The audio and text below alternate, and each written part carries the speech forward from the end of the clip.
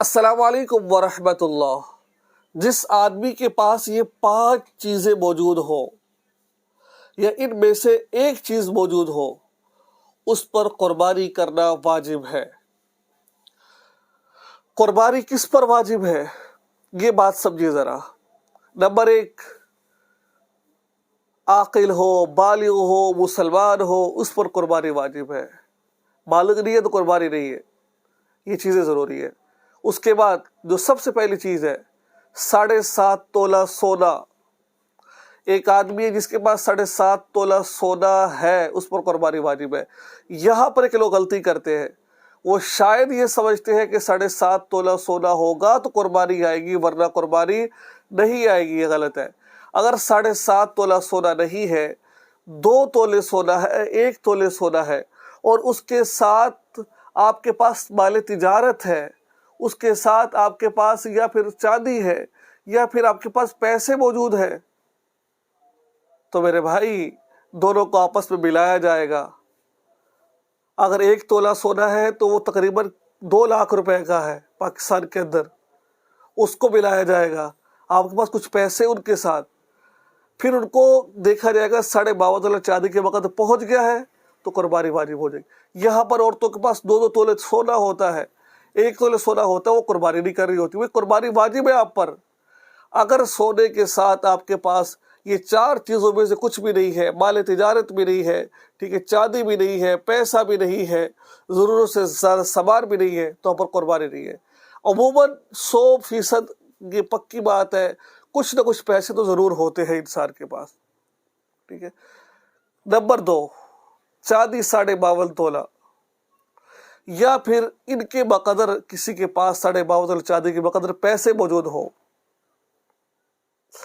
Number 3 ہو گئے۔ Number 4، مال تجارت ہو جو 52.5 تولہ چاندی کے بقدر ہے، پیسے وہ جو مال تجارت ہے، یا گھر میں ضرورت سے زائد سامان پڑا ہو۔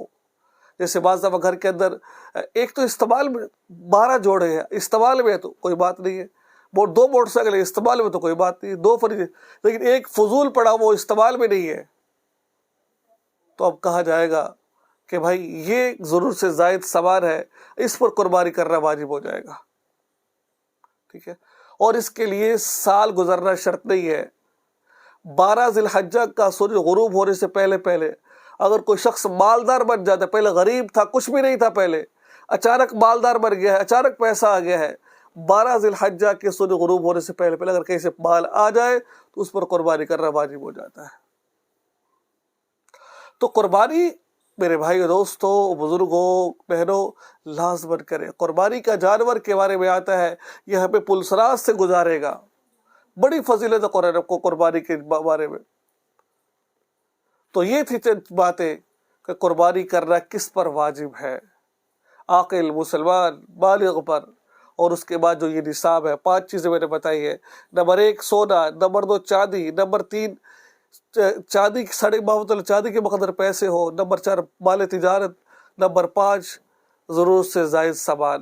اگر ان میں سے سب چیزیں موجود نہیں ہے، 2-3 چیزیں موجود ہیں، تھوڑی تھوڑی موجود ہے، آپس میں ملائیں گے۔ چاندی تھوڑی سی ہے، 10 تولہ چاندی ہے، ٹھیک ہے، 10,000 روپے ہے، ٹھیک ہے، آدھا تولہ سونا، ان تمام چیزوں کو ملائیں گے، اگر ان کی قیمت 52.5 تولہ چاندی کے مقدر پہنچ جاتی ہے تو قربانی واجب ہوگی۔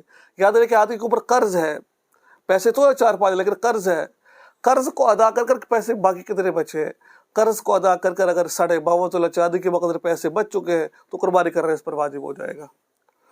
تو یہ تھا آج کا اہم مسئلہ، مجھے امید ہے کہ آپ کو بات سمجھ آ گئی ہوگی، دعا میں یاد رکھیں۔ السلام علیکم ورحمۃ اللہ۔